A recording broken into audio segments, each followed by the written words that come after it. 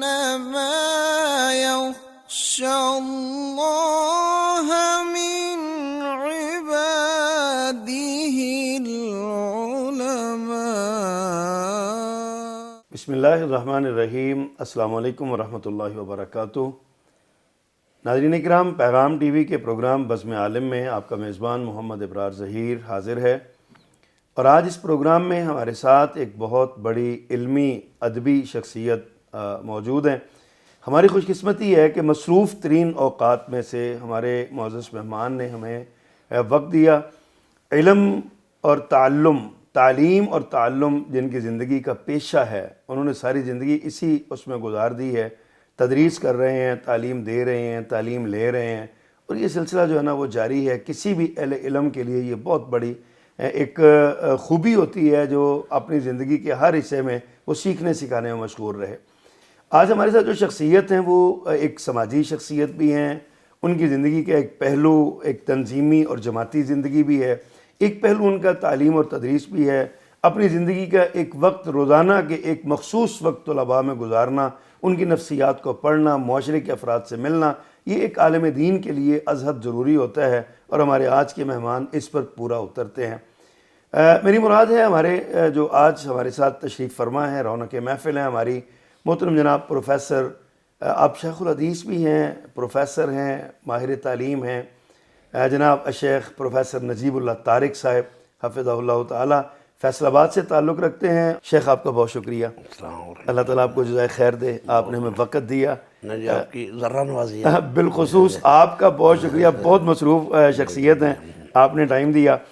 بزم عالم پروگرام میں ہم صرف آپ سے گپ شپ کریں گے، باتیں آپ کی سننا چاہتے ہیں، ہمارے ناظرین کو پتہ چلے کہ آپ اپنی زندگی کیسے گزارتے ہیں اور کس طرح گزارتے ہوئے آئے ہیں۔ تو میرا خیال ہے آغاز ہم کرتے ہیں آپ کے ابتدائی تعارف سے۔ آپ کس خاندان سے تعلق رکھتے ہیں؟ آپ کی پیدائش کب کی ہے؟ کس جگہ کی ہے؟ والدین کریمین آپ کی کیا ان کی مصروفیات تھی؟ دیکھیں جی، خوش قسمتی ہے کہ مجھے اللہ تعالیٰ نے ایک علمی گھرانے میں پیدا کیا ہے۔ الحمدللہ، ماشاءاللہ۔ میرے دادا جان جو تھے، یہ 4 بھائی تھے۔ مولانا عبدالمجید دینا نگری جو میرے سگے دادا تھے، صحیح۔ باقی ان کے 3 بھائی تھے، مولانا عبدالحمید دینا نگری، علامہ یوسف کلکتوی کراچی والے، اور مولانا عبدالغنی صاحب خانپور والے۔ صحیح۔ یہ سارے ہی عالم تھے۔ میرے جو پردادا تھے کرم الہی صاحب ایک صوفی منش انسان تھے، صحیح۔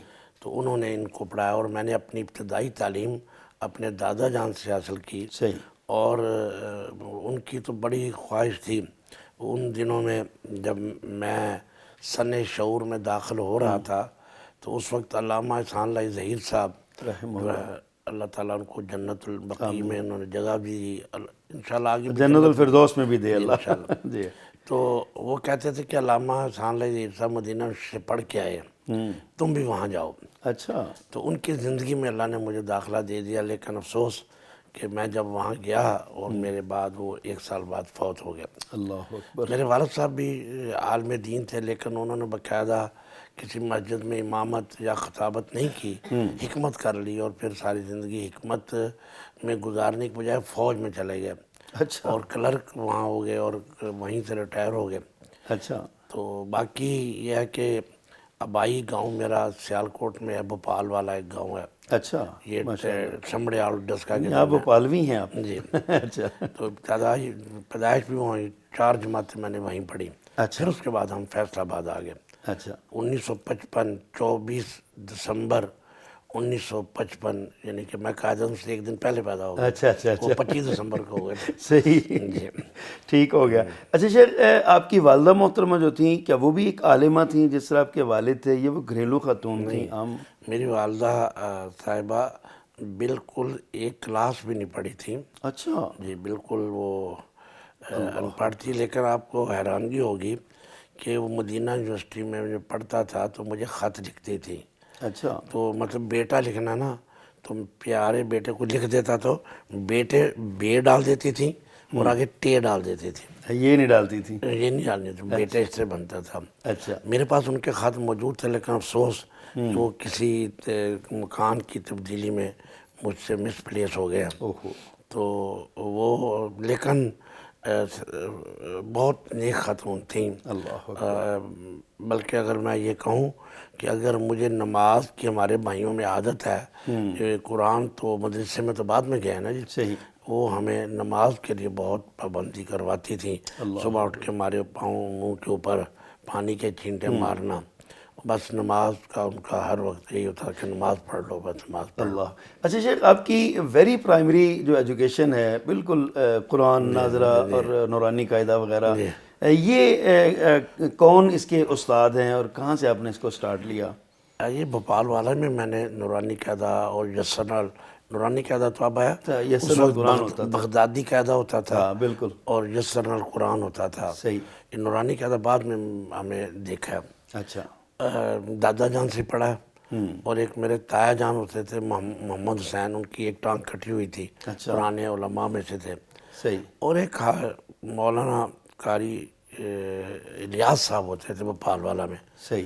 اگر میں یہ کہوں کہ زندگی میں ان سے پیاری اذان میں نے نہیں سنی اچھا. تو شاید یہ بے جا نہ ہوگا. اگر کبھی آپ کو بھوپال والا کے پرانے لوگوں سے ملاقات ہو, پوچھیں کہ حافظ الیاس صاحب کی اذان, اچھا, وہ واقعی زمین تھم جاتی تھی. اللہ اکبر. بالکل, بہت اللہ نے ان کو خوبصورت آواز دی تھی. صحیح. ان سے پڑھا جی میں نے. اچھا شیخ, آپ کی جو فارمل ایجوکیشن ہے, جو بنیادی تعلیم آپ کہہ لیں اسکول کی, جی, یہ کہاں سے آغاز ہوئی اور کہاں تک آپ اس کو لے گئے؟ میں نے میٹرک کر کے جامعہ سلفیہ میں آ گیا تھا جی. اچھا. میٹرک میں نے سائنس کے ساتھ فزکس کیمسٹری کے ساتھ کیا تھا. اچھا, ماشاء اللہ. فرسٹ ڈویژن تھی میری, تو دادا جان نے مجھے پھر جامعہ سلفیہ میں بھیج دیا. اچھا. تو وہیں میں نے جو اس زمانے میں یہ ایک رعایت ہوتی تھی کہ آپ ایک سال میں 2 جماعتیں کر سکتے ہیں. اچھا. تو میں اور شیخ یونس بٹ صاحب مرحوم جو تھے, وہ مجھ سے ایک کلاس آگے تھے. اچھا. تو ہم نے انہوں نے بھی یہ 8 سال کا کورس 5 سال میں یا 6 سال میں کیا تھا. اچھا. میں نے بھی اسی طرح کیا تھا. اچھا, جامعہ سلفیہ کا. ایک سال میں 2 جماعتیں کرتے تھے ہم. اچھا, ماشاء اللہ. ایک سال ہم ایف اے کرتے تھے, اگلے سال جامعہ کے 2 جماعتیں. تو ایف اے بی اے میں نے سن 76 میں جامعہ میں رہ کر, میرے ساتھ عبدالرزاق حمزہ صاحب ہیں, میں کبھی آپ کا ان کو تعارف کراؤں گا, گجرانوالا میں ہیں, مدینہ شریف فاضل ہیں, کلیہ لغہ کے بہت فاضل آدمی ہیں. اللہ. تو ایک مولانا منیر قمر صاحب ہیں وہاں کے آقا سعودی جی. ہم تینوں نے بی اے کا امتحان اکٹھے دیا تھا جامعہ سلفیہ. ماشاء اللہ. تو پھر بی اے کے بعد پھر مدینہ یونیورسٹی چلے گئے, پھر وفاق کر لیا. وہ سارا نظام چلتا رہا. مدینہ یونیورسٹی جانے کا شوق کیسے پیدا ہوا؟ یہ بھی ایک نا اللہ تعالیٰ جنت الفردوس میں جگہ دے میاں فضل حق مرحوم صاحب کو, رحمہ اللہ. اچھا, ہم نے ان کی قدر نہیں کی ویسے. صحیح. تو انہوں نے میرے اس وقت جامعہ سلفیہ میں نا عرب اساتذہ پڑھاتے تھے. صحیح. عرب اساتذہ, تو اس لیے عربی بول چال تھوڑی سی ٹھیک ہو گئی تھی. تو اس وقت جامعہ سلفیہ کا باقاعدہ کوٹا تھا. مدینہ یونیورسٹی میں 10 لڑکے پنجابی پاکستانی اور 10 مالدیپ کے کوٹا تھا ہمارا. اچھا. مگر میاں فضل حق مرحوم نے میرے اور یاسین ظفر صاحب کے کاغذات ریاض میں بھیج دیے کہ تم ریاض میں جا کے پڑھو. اچھا. لیکن وہاں ایک لمبی داستان ہے کہ ہمارے کاغذات ریجیکٹ کروا دیے گئے. ایک سیاسی جماعت نے وہاں ہمارے متعلق کوئی بات کی, پاکستان کی سیاسی جماعت, پاکستان کی سیاسی جماعت کا وہاں اس وقت زیادہ اثر تھا. لیکن ان بیچاروں کو یہ نہیں پتا کہ ہم اس سیاسی جماعت میں ہم بھی تھے. وہ ہمیں اہل حدیث سمجھتے رہے, اہل حدیث ہمیں اس سیاسی جماعت میں سمجھتے تھے. اچھا اچھا اچھا. ایک یہ عجیب ہوا, یعنی کہ سوشلسٹ کا دعویٰ, سوشلزم کا دعویٰ کرنے والی. پھر میاں صاحب نے فوری طور پہ مجھے اور یاسین صاحب کو مدینہ یونیورسٹی بھیج دیا. اچھا, بالکل. دونوں گئے وہاں. تو 4 سال آپ نے وہاں پہ کلیت الدعوہ و اصول الدین میں ہم نے گزارے. اچھا اچھا, ماشاء اللہ. اچھا شیخ, یہ جو آپ کا تعلیمی دورانی ہے جہاں سے آپ سیکھنے کے مراحل سے گزرتے رہے, جامعہ سلفیہ میں بھی, اسکول میں میٹرک آپ نے کیا, پھر پرائیویٹ آپ آگے چلتے رہے, پھر استاد, اس دوران کس شخصیت جو بطور استاد آپ کے سامنے آئی جس نے آپ کو بہت زیادہ موٹیویٹ کیا اور آپ نے سمجھا کہ یار مجھے اس طرح کا بننا چاہیے؟ کون سی شخصیت ایسی؟ یہ بڑا مشکل سوال کیا آپ نے. سکول میں میٹرک میں تو ہمارے بہت سے استاد تھے جن سے میں ابھی بھی متاثر ہوں. صحیح.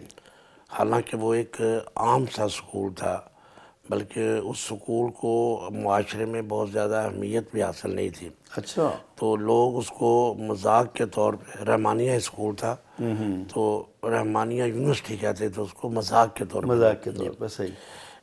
لیکن وہاں کے دو ٹیچر تھے، ایک بشیر صاحب تھے، ایک ماسٹر شیر محمد صاحب تھے. انہوں نے مجھے بال جبریل، بانگ درا، مسدس حالی، اچھا.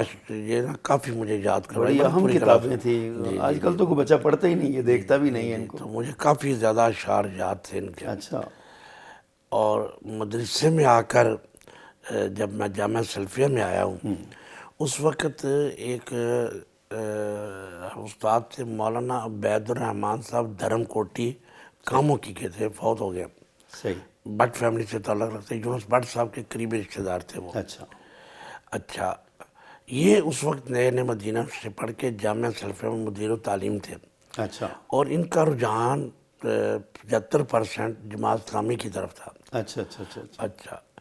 اور ایک کمرے میں بیٹھ کے حافظ مسعود عالم صاحب، اللہ تعالیٰ ان کو عافیت والی زندگی دے، آمین. یہ 8ویں کلاس میں تھے.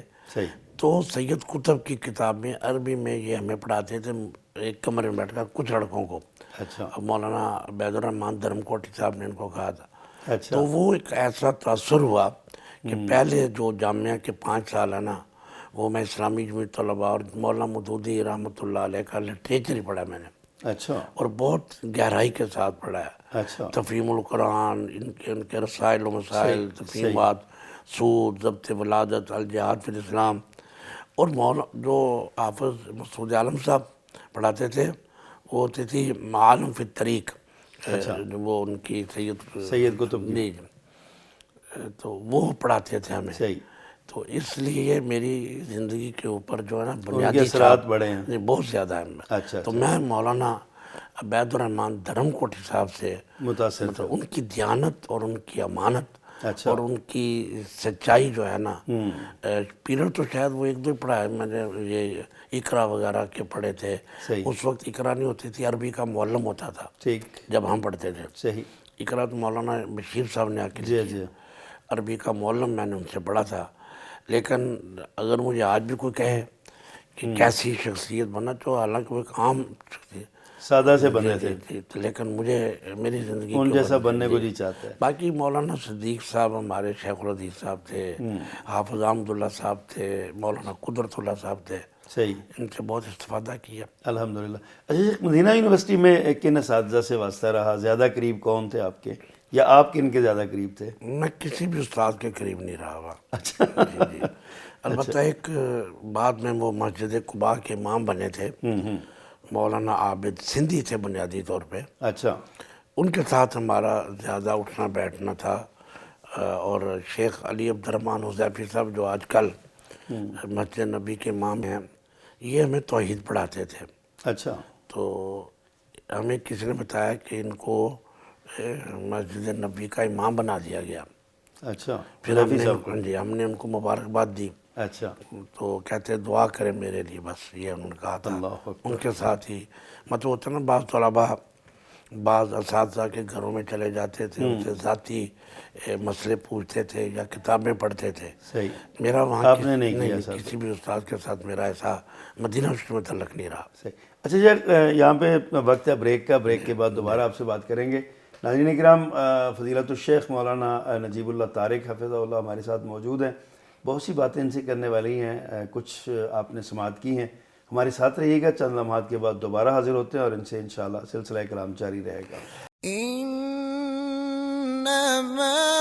یخشی اللہ من عباده العلماء.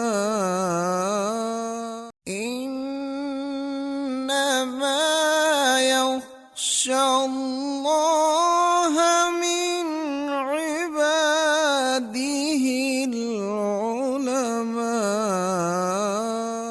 ویلکم بیک ناظرین. پیغام ٹی وی کے پروگرام بزم عالم میں ہمارے ساتھ آج موجود ہیں فضیلت الشیخ پروفیسر نجیب اللہ طارق حفظہ اللہ. وقفے سے پہلے ہم ان سے ان کی تعلیمی زندگی کے حوالے سے کچھ باتیں پوچھ رہے تھے اور وہ ہمیں بیان فرما رہے تھے بڑے خوبصورت انداز میں. شیخ محترم آپ جب تعلیم مکمل کر لی آپ نے تو اس کے بعد ظاہر ہے ایک عملی زندگی کا آغاز ہوتا ہے، پروفیشنل لائف کا آغاز ہوتا ہے. تو یہ آپ کی جو زندگی ہے پروفیشنل لائف، اس کا کہاں سے اور کب سے آغاز ہوا اور کس فیلڈ سے آپ نے آغاز کیا؟ جب مدینہ یونیورسٹی سے ہم فارغ ہوئے ان دنوں سعودی حکومت تقریباً تمام طلباء کو مبعوث بنا کے بھیجتی تھی تقریباً اپنے اپنے علاقوں میں. تو جس وقت ہم فارغ ہوئے اس وقت ایک دو آپشن مل سکتے تھے باہر کے ملک کے، یعنی کہ یورپ وغیرہ کے. اچھا. لیکن مولانا یاسین ظفر صاحب اور میں میاں فضل حق صاحب نے کہا کہ آپ نے فیصل آباد میں آنا.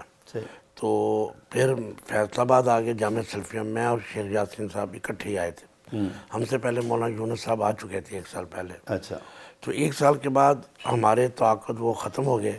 میں نے پھر دوبارہ تعاقد کروا لیا سعودیہ سے متحدہ عرب امارات کا.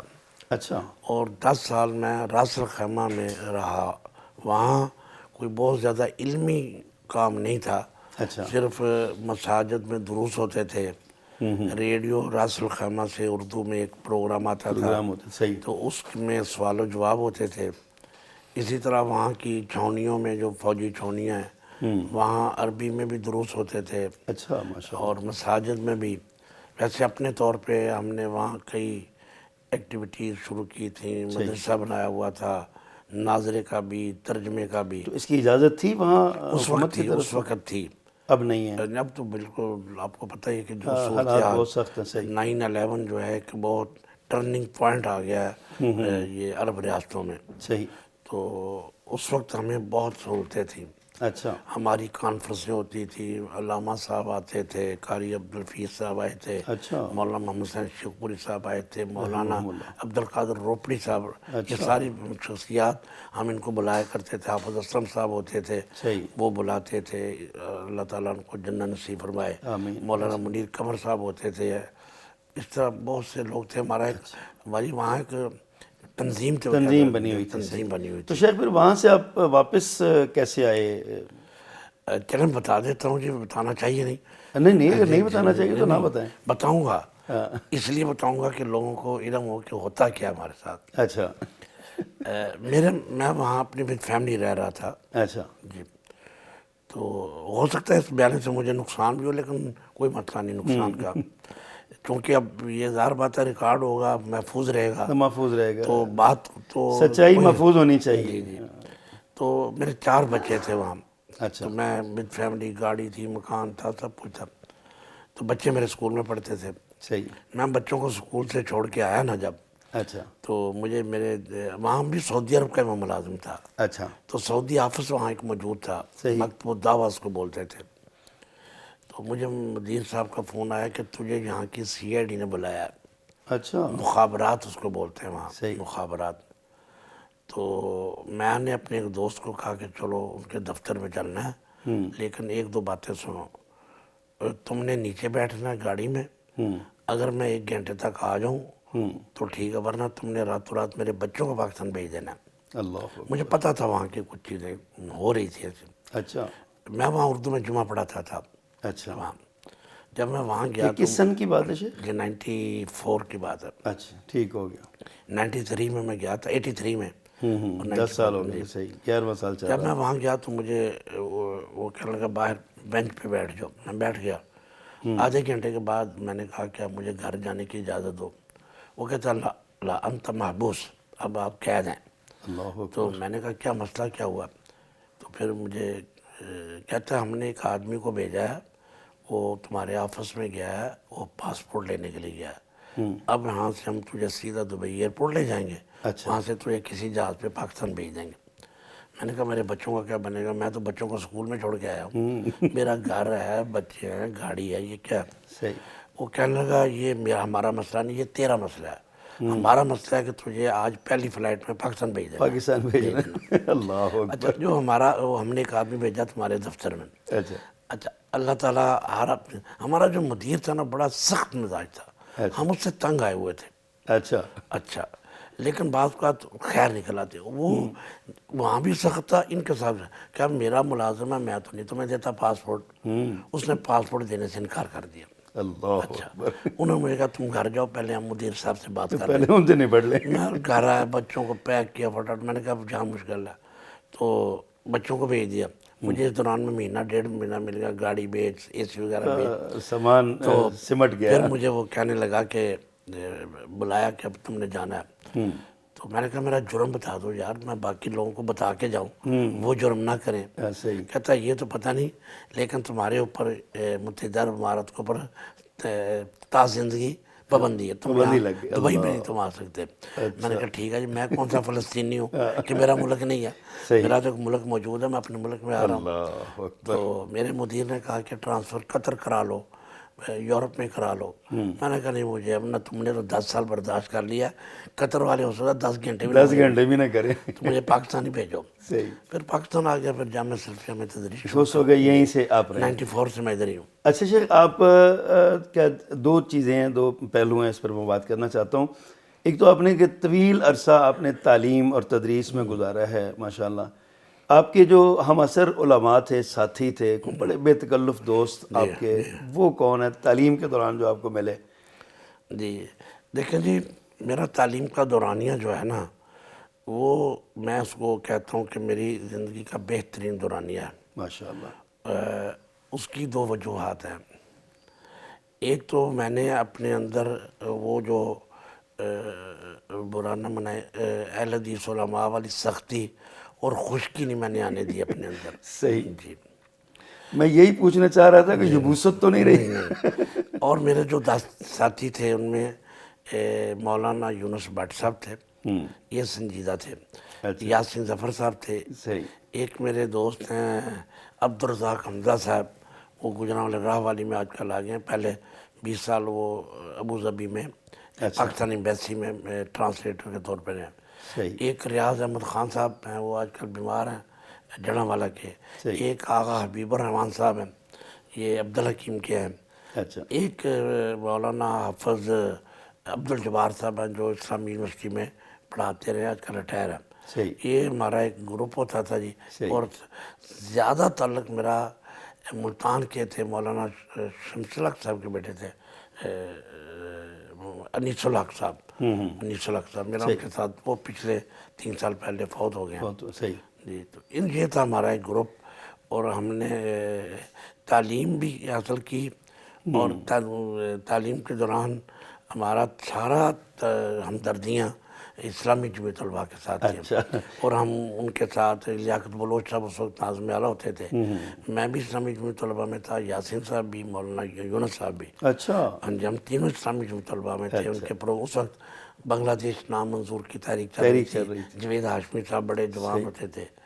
تو پھر یہ جماعت اسلامی کو چھوڑ دیا یا نہیں، اس کے بعد یہ ہوا کہ جامعہ میں پابندی تھی جماعت اسلامی پر، یہ بڑا سرگرمیوں پر، تو میں ان کے لٹریچر سے متاثر تھا۔ صحیح، تو یہ جو زمانہ نا، پہلے 4 سال 5 یہ جامعہ میں کشمکش کے رہے ہیں، اچھا، کشمکش میں رہے ہیں۔ صحیح، پھر وہ آ کے علامہ صاحب نے یوتھ فورس بنا لی، اور ادھر میاں صاحب جامعہ کے تھے۔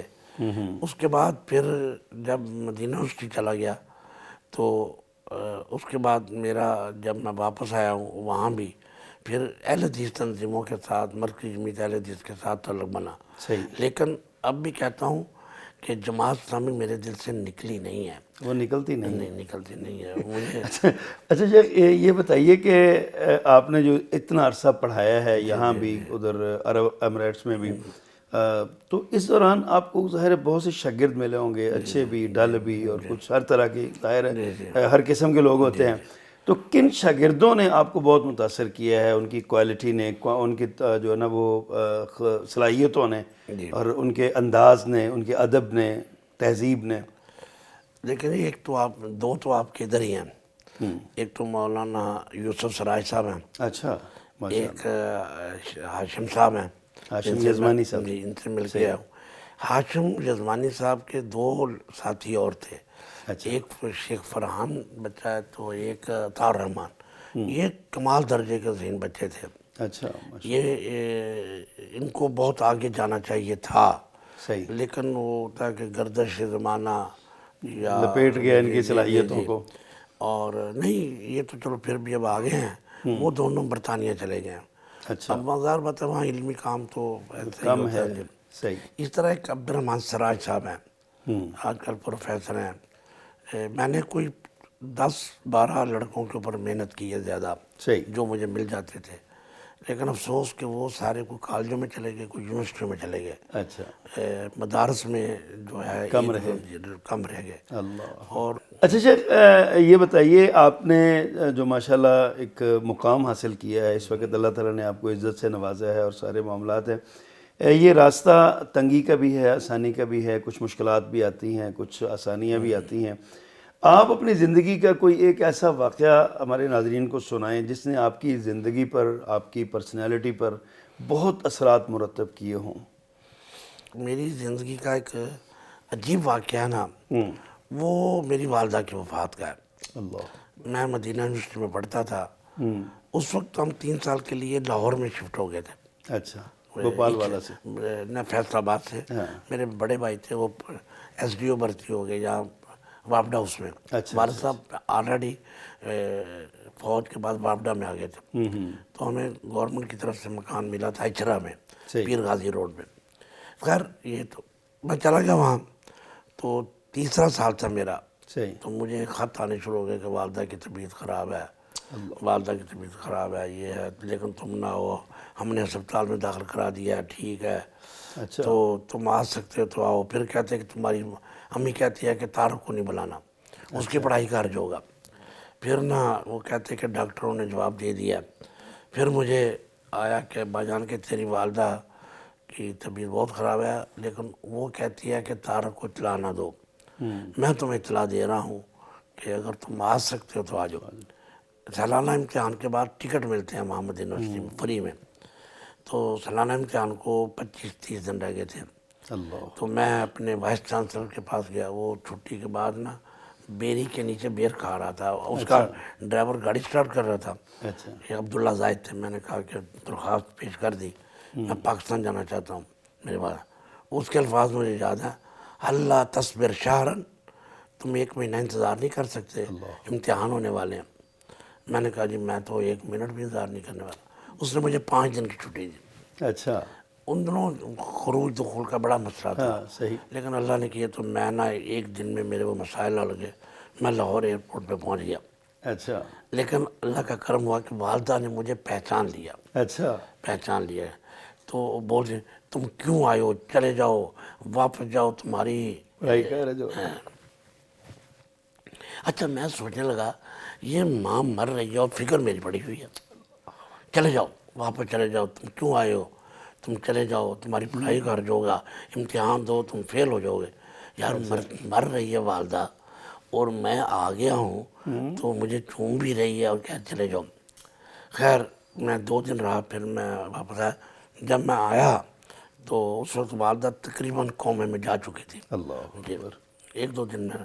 تو میں نے اپنے والد صاحب کو کہا کہ اب والدہ تندرست ہوتی ہیں، ڈاکٹر نے کہا 1 مہینہ بھی ہو سکتا ہے، 1 دن بھی ہو سکتا ہے، 6 مہینے بھی ہو سکتا ہے۔ صحیح، تو اب مجھے والدہ صاحب کے بارے میں کوئی خط نہیں لکھنا آپ نے، اللہ، کوئی مجھے اطلاع نہیں، میں کچھ کر نہیں سکتا۔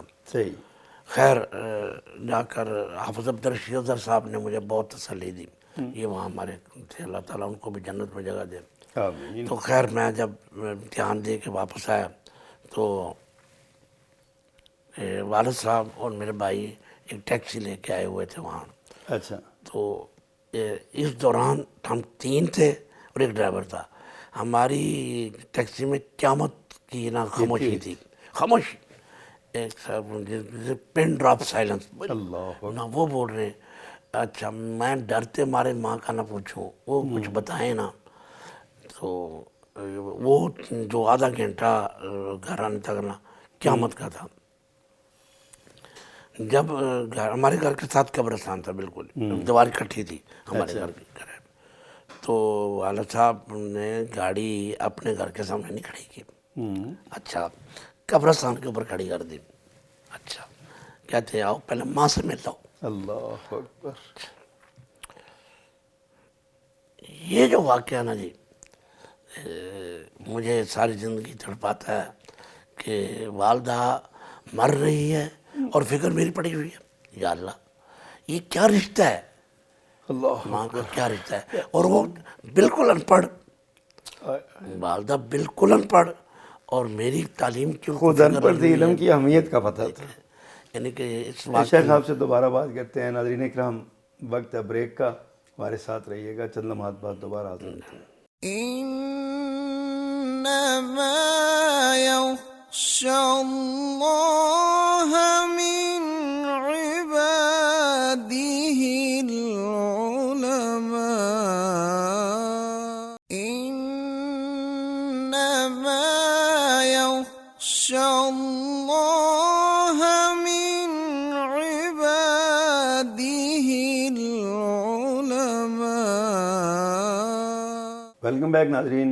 پیغام ٹی وی کے پروگرام بزم عالم میں ہم حاضر ہیں، اور وقفے سے پہلے محترم ہمارے معزز مہمان بڑے ہی دردناک ایک قصہ اپنی زندگی کا سنا رہے تھے.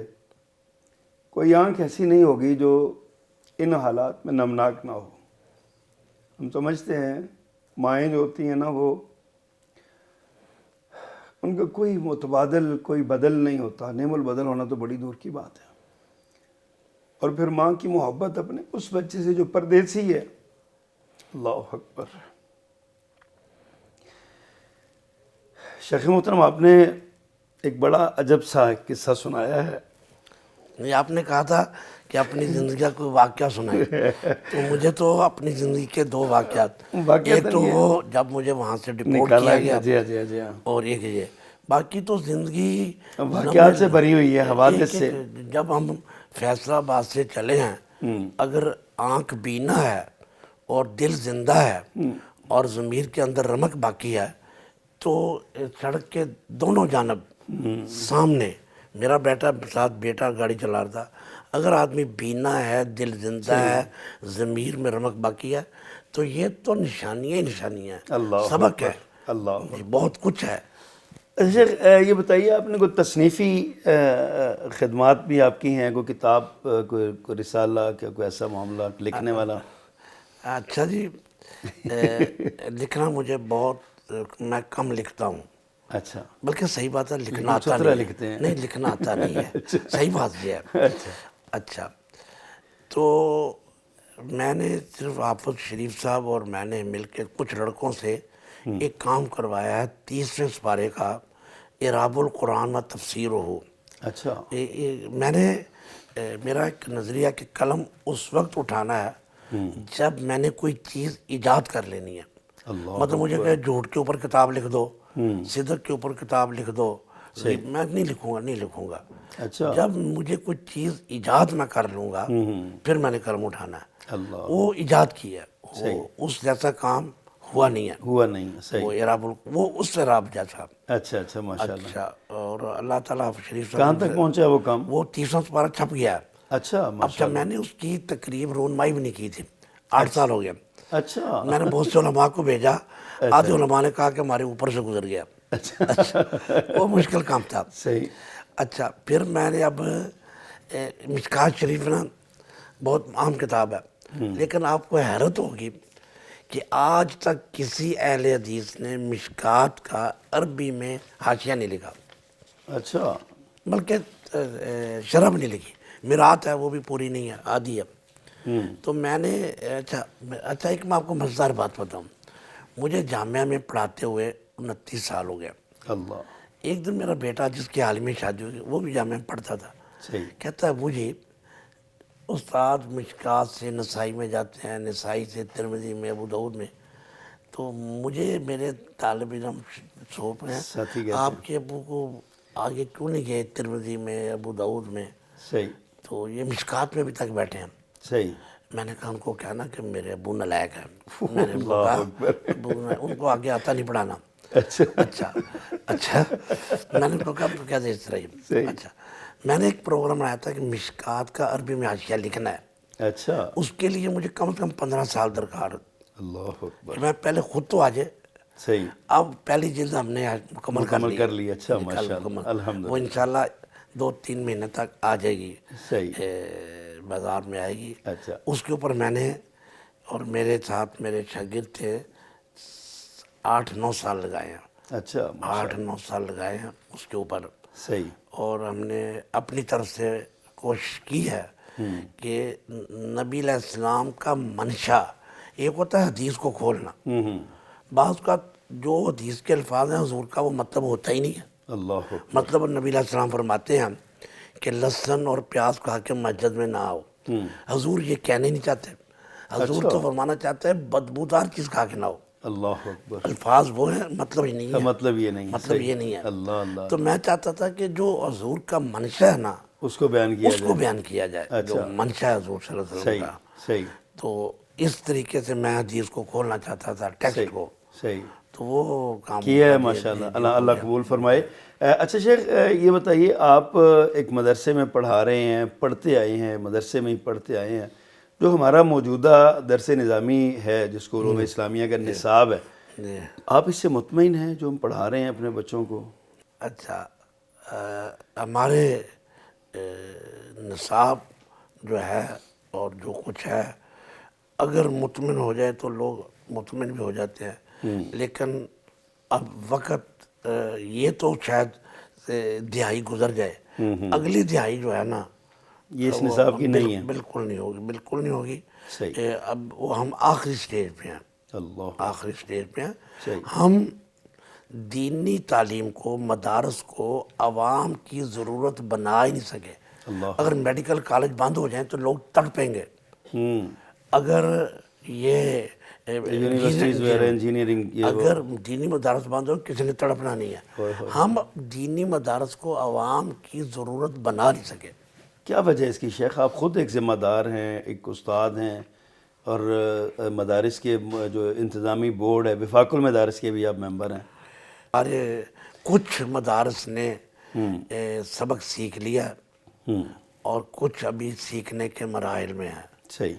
تو دعا کریں کہ اللہ تعالیٰ. لیکن شیخ اگر دیکھیں، اگر آپ سمجھتے ہیں کہ آپ بھی مطمئن نہیں ہیں، میں اکثر علماء سے ملتا ہوں تو مطمئن نہیں ہوتے. لیکن وہ بلی کے گلے میں گھنٹی کون باندھے گا؟ ہاں جی، یہی میں پوچھنا چاہ رہا ہوں نا کہ آخر کوئی نہ کوئی تو اس میں پہلا جو ہے نا وہ قدم اٹھائے گا نا. کوئی اللہ کا نیک بندہ اٹھے گا انشاءاللہ. لیکن اس پر کوئی غور ہونا چاہیے، اس پر نا یہ پیغام آپ کی طرف سے ہم سمجھتے ہیں کہ جانا چاہیے کہ اس پر غور ہونا چاہیے. اچھا شیخ، آپ جو نصابی کتب پڑھاتے ہیں اور قرآن و حدیث جو پڑھتے ہیں، آپ اس کے علاوہ آپ کون سی کتابیں ہیں جو آپ پسند کرتے ہیں، ان کو پڑھنا پسند کرتے ہیں؟ آپ کی خواہش ہے کہ یہ کتابیں میرے پاس رہیں، کن موضوعات پہ یعنی بات؟ اچھا جی، ایک تو میں بچپن میں جو کتابیں پڑھی ہیں مولانا مودودی اور نسیم حجازی کو پڑھا تھا میں نے. اچھا. بعد میں جو میں کتابیں پڑھتا ہوں نا وہ ڈاکٹر محمود غازی کے ہیں محاضرات. صحیح. وہ 8-10 ہیں، وہ میں بچوں کو دیتا ہوں، خرید کے دیتا ہوں، پڑھو. اچھا. اچھا. اور اس کے علاوہ جو ہے مولانا وحید الدین خان صاحب فوت ہو گئے ہیں، ان کی کتابیں، ان کا انڈین تھے، رسالہ، انڈین آرمی، رسالہ، ان کی کتاب ہے تعبیر کی غلطی، جب وہ جماعت اسلامی سے نکلے تھے نا وہ کتاب. اس طرح جو سب سے اہل حدیثوں کے لیے مولانا اسماعیل سلفی صاحب کی کتابیں میں پڑھتا ہوں. اچھا. میں یہ سمجھتا ہوں آپ کے ٹی وی چینل کی وساطت سے کہ دینی مدارس کے ہر طالب علم کو مولانا اسماعیل صاحب سلفی کی کتابیں پڑھنی چاہیے. ان کو شامل نصاب کیوں نہیں کیا؟ بالکل نصاب شامل کرنا چاہیے، کرنا چاہیے، بالکل کرنا چاہیے. خاص طور پہ تحریک آزادی فکر جو ہے ان کی کتاب، تحریک آزادی، اس کو. اور مولانا صاحب ایک عبقری شخصیت ہے، عبقری شخصیت ہے، اور ان کے مقالات، ان کے کمال درجہ کی بات سنا ہے. اس صدی میں اہل حدیثوں کا صحیح موقع پہنچایا ہی انہوں نے. اللہ اکبر. ہمارے مولانا صلی اللہ علیہ وسلم مناظر تھے، صحیح. اور نبی مناظر نہیں ہوتے، نبی دائی ہوتے ہیں. دائی ہوتے ہیں. اللہ اکبر. صحیح. مناظرہ نہیں کرتے وہ. اچھا شیخ، آپ ایک خطیب بھی ہیں، اور خطیب کا معاشرے کی نبض پر ہاتھ ہوتا ہے، اور ایک جماعت کے آپ اپنے علاقے کے سربراہ ہیں، اور اس کے مرکزی لیول تک کے آپ اس کے ممبر ہیں، ایگزیکٹو کونسل کے ممبر ہیں آپ. یہ وہ سارا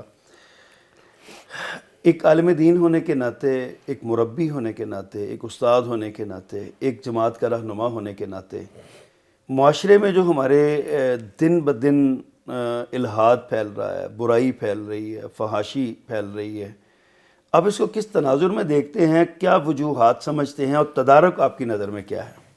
اب میں آپ کو ایک بات بتاؤں، میں رات 3 دن سے بیمار تھا، اللہ شاہد ہے کہ میں چونکہ آپ کے ساتھ وعدہ کر بیٹھا تھا اللہ کہ میں نے آنا ہے، صحیح، مجھ سے بولا نہیں جا رہا۔ اچھا، جب میں 2 پہلے وعدے کیے، آپ کو اجازت لی، مصروفیت، بالکل اجازت صحیح، لی بالکل کہ بالکل مجھے آپ نے اجازت دے دیں صحیح، تو بالکل میں صحیح، کرتا ہوں۔ میں سمجھتا ہوں جس دن ہم علماء نے سچ بولنا شروع کر دیا، اللہ اکبر، اور دیانت مسجد کے اور مدرسے کے پیسے میں امانت، دیانت اور وعدہ کی پابندی، اللہ، میں تو اس کو میری زندگی کا مسائل کا حل یہی ہے، معاشرتی مسائل کا حل۔ الہاد جو ہے بہت بڑا مسئلہ ہے۔ یہ الہاد اور سیکولرزم یہ ہماری کوتاہیوں سے پھیل رہے ہیں۔ اللہ اکبر، یہ جو یورپ کی پاپائیت تھی، اس نے سیکولرزم کو جنم دیا، پاپائیت نے۔ بالکل صحیح، جب حقوق غفران، مغفرت کے سرٹیفکیٹ دیے جا رہے تھے، جی جی، جنت اور دوزخ کے فیصلے دنیا میں کیے جا رہے تھے، اللہ اکبر، اس وقت سیکولرزم پھیلا ہے۔ اور الہاد ہمارا اس وجہ سے پھیلا ہے کہ ہم نے دین کی تعبیر صحیح نہیں بتائی لوگ، اللہ اکبر، صحیح، بالکل صحیح، ہم نے مسلک بچائے ہیں، دین تباہ کر لیا۔ صحیح۔ لیکن شیخ، اس کو آپ کے پاس جو پڑھنے والے شاگرد ہیں، ظاہر ہے مستقبل کے خطیب بھی ہیں، اور مستقبل میں وہ لوگوں کی رہنمائی کریں گے، تو کیا آپ اپنے لیول پر یہ جو کام کر رہے ہیں اس حوالے سے بچوں کی تربیت کر رہے ہیں کہ آپ مطمئن ہوں آپ لوگوں کو یہ، یعنی جو آنے والی نسل ہے اس نسل کو تیار کر رہے ہیں اس مقصد کے لیے کہ وہ الہاد کا، سیکولرزم کا مقابلہ کریں، دین کی حقیقی تعبیر لوگوں کو بتائیں؟ الہاد کا راستہ روکنے کے لیے ہمارے پاس ٹول ہی نہیں ہے۔ اللہ اکبر، وہ جو اعتراض کرتے ہیں، جب میرے اوپر کریں گے تو میں تو اس کو تھپڑ مار دوں گا، بہن کے ساتھ شادی کرنی ہے، اللہ کدھر ہے، دے کے آؤ اللہ کو۔ اچھا، اس کے لیے ٹھنڈے مزاج اور بہت زیادہ فلسفہ پڑھا لکھا ہونا چاہیے، صحیح، قدیم جدید فلسفہ، اور یورپ کے مصنفین پڑھے ہونے چاہیے، صحیح، پھر ہم الہاد کا راستہ روکیں گے۔ ہمارے پاس ایسے افراد ہی نہیں ہیں جو ان اعتراضات کے جواب دے سکے۔ صحیح، ان کے اگرچہ بعض ان کے اعتراضات ہے ہی نہیں اس قابل کہ ان کو جواب دیا جائے، لیکن پھر بھی ہمارے پاس ایسے اسکالر موجود نہیں ہیں۔ اللہ اکبر، اللہ اکبر۔ شیخ، یہ بڑی آپ نے درد کی بات کی ہے، یہ تو ایک سارے مدارس کے ذمہ داران کے لیے، وفاق المدارس کے لیے اور علماء کرام کے لیے قطع نظر مسلک کے تمام مسالک ایک لمحہ فکریہ بہت بڑا سائن آف انٹروگیشن ہے، یہ کوسچن ہے بہت بڑا ان میں کے آپ سے سامنے۔ سوال کرتا ہوں، ہمارے مدارس میں وہ ادیان کا ایک چیپٹر ہے، تقابل ادیان کا، صحیح، صحیح، اس میں ہم وہ یہودی، عیسائی، یہ شیعہ، بہائیت، بابیت، اس میں الہاد کا ہے ہی نہیں، چیپٹر ہی نہیں ہے۔ اللہ اکبر۔ کسی مدرسے میں الہاد کے اوپر کوئی کتاب پڑھائی نہیں جا رہی۔ الہاد کو بطور تھیوری سمجھا ہی نہیں جا رہا کہ ایک تھیوری یہ بھی ہے، ایک موجود۔ اچھا، ایک بات اور یاد رکھے، میرا بچہ بیٹھا ہے، میری بچیاں بیٹھی ہیں گھر میں، مطلب میں 6 بچے میرے اور کالج میں پڑھ رہے ہیں، مجھے پتہ ہی نہیں ان میں سے کوئی ملد ہو چکے ہیں، اللہ اکبر، ماں باپ کو نہیں پتا بالکل ایسے ہی ہے، کہ وہ ملد ہو چکے ہیں، بہت بڑا المیہ ہے یہ، اچھا اللہ اکبر۔ پتہ ہی نہیں۔ اور یہ میں نے کہا اگلی دہائی جو ہے نا، میں نے پہلے کہا دیا تھا آپ کو، ہاں جی، بالکل بالکل اگلی دہائی، صحیح، لیکن وہ کہتے ہیں وائے ناکامی متائے کارواں جاتا رہا، صحیح، کارواں کے دل سے احساس احساس زیاں جاتا رہا۔ اچھا شیخ، آپ کیا سمجھتے ہیں کہ جو یونیورسٹیز اور کالجز میں کچھ لوگ تو اساتذہ کے روپ میں ملحدین ہیں، الہاد پھیلا رہے ہیں، کچھ ان کا کاؤنٹر بھی تو کوئی کر رہے ہوں گے، کچھ نہ کچھ کوئی ان کا رد ہو رہا ہوگا، ایسے اساتذہ جو یونیورسٹیز میں موجود ہیں، کیا وہ اس فلسفے کو اور اس الہاد کی تھیوری کو سمجھ سکتے ہیں اور وہ اس کا رد کر سکتے ہیں؟ کالجز میں وہ انگلش پڑھنے والے، انگلش لٹریچر سے واقفیت رکھنے والے۔ اگر مجھے کوئی ایک ملحد مل جائے تو میں ڈھونڈوں کہ اس کے ساتھ مناظرہ یا مکالمہ کرنا ہے، تو مجھے اپنے لوگوں میں کوئی ایسا آدمی نظر نہیں آ رہا جس کو میں لے جاؤں، اس کے سامنے کھڑا کر دوں اپنے۔ کچھ ہیں دوسرے آج کل وہ غامدی صاحب کو جواب دے رہے ہیں، یا کچھ اور لوگ ہیں جو کر رہے ہیں، یا کچھ یہ فیتھ کلب، یوتھ کلب والے کو لڑکے سنا ہے، لیکن مجھے اپنے علماء میں سے، یعنی کہ آپ مطمئن نہیں ہیں اس حوالے سے؟ یہ بہت بڑا لمحہ فکریہ ہے شیخ محترم۔ شیخ محترم، اس سے ریلیٹڈ ایک اور ہمارے معاشرتی ایک مسئلہ ہے. ہمارے جو نوجوان نسل ہے وہ اس مذہب کے علاوہ اخلاقی اقدار میں بھی تباہ ہوتی جا رہی ہے. اس کے اندر فحش نگاری، فحش کاری، فحش دیکھنا یہ بہت عام ہو رہا ہے، اور اس کی وجہ والدین شادیاں بر وقت نہیں کرتے، شادیوں میں بڑی رکاوٹیں ہیں، رسومات نے باندھ دیا سارا. بحیثیت قومی رہنما کے آپ اس کو کیا اس کا تدارک سمجھتے ہیں؟ جو پرفیکٹ علم والے لوگ ہیں، ایک تو لوگ ان کو سننا ہی نہیں چاہتے، اور ان کی تقریریں خشک ہوتی ہیں. ظاہر بات ہے علم خشک ہوتا ہے. علم خشک ہوتا ہے. دوسرا، ہم نے کوئی تبدیلی بھی نہیں کی. ہمیں بھی کوئی اتنا تبدیلی کرنی چاہیے تھی اپنے اندر تقریروں کے، ہمارے دروس میں. صحیح. اب آج سے 50 سال پہلے کے دروس اور آج کے دروس، صحیح. ہو سکتا ہے کہ بازار میں جو دکانیں آج ہیں 100 دکانیں، آج سے 40 سال پہلے ایک دکان بھی نہیں تھی. ایک دکان بھی نہیں تھی. صحیح، بالکل ایسے ہی ہے. کل ایک آدمی ریڑھی کے اوپر کین لے کے جا رہا تھا، پانی کے کین. میں نے کہا آج سے 30 سال پہلے تو ہم نے دیکھا بھی تصور بھی نہیں تھا اس کا کہ پانی کے کین لے کے جا رہا ہے. بالکل ایسے ہی پورا کچہری بازار موبائل کی دکانوں سے بھرا ہوا ہے. بھرا ہوا ہے. پہلے نہیں ایک تھا. بھی نہیں تھی 30 سال. صحیح.